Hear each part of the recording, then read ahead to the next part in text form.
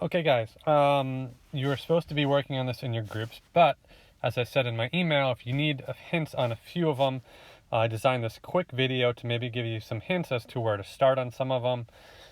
We talked about that notation the other day, that sine of theta squared really, right, is just sine squared of theta.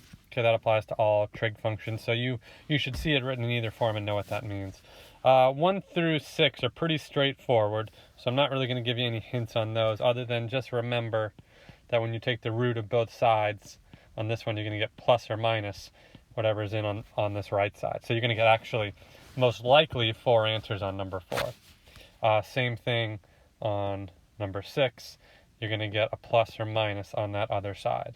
So just remember that. So 2 quick hints for that. On number 7, okay, 2 cosine squared of theta plus cosine of theta. The hint I will give you is maybe, just maybe, you let cosine of theta equal some variable, I don't know, let's call it u, temporarily. So maybe if you replace cosine with u temporarily, you might be able to see what we do here. Okay, and I would also give you a hint that when you do that, you'll eventually want to move the 1 to the left side. So if you do that, you might find that it starts to look like a pattern you recognize.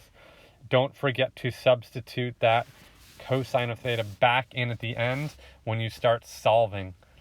Remember, you're not solving for u, you're solving for theta, so you will have to substitute back in cosine of theta at the end before you solve. Okay. Number 8, I think, is pretty straightforward. I would isolate the trig function, and when you take the square root, remember you have the plus or minus. Okay. Number 9,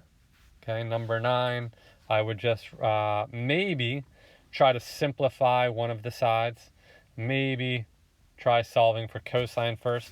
See if you can simplify it that way and then solve. So if you can do something to get that sign over there, whether you add, subtract, multiply, or divide, I'll let you decide. But maybe solve for that cosine. That might be helpful there. Number 10, that was absolute value. You guys should know how to solve absolute value. So I'm going to let you try to figure that out on your own.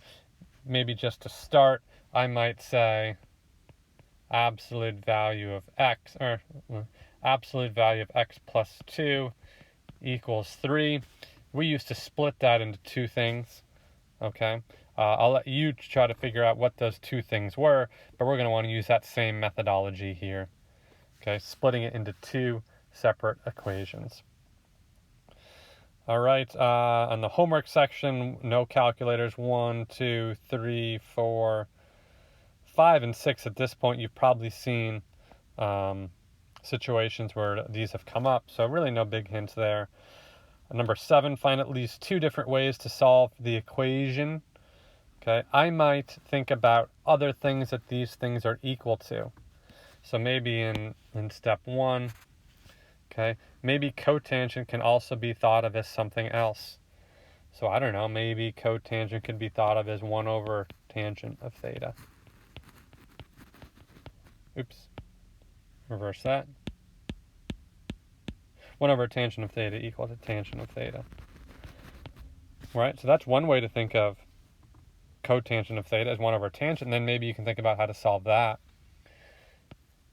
Reason 2, I don't know, maybe changing these to all sines and cosines. Cosines. So maybe if you change cotangent of theta and tangent of theta into its cosines, sines and cosines, we know that cotangent's equal to cosine over sine, tangent's equal to sine over cosine. Okay, maybe that will be helpful. And then number 8, that one really does look like a tricky one. All I would say, and this is the hint I will give you, okay, this goes back to our days. Factor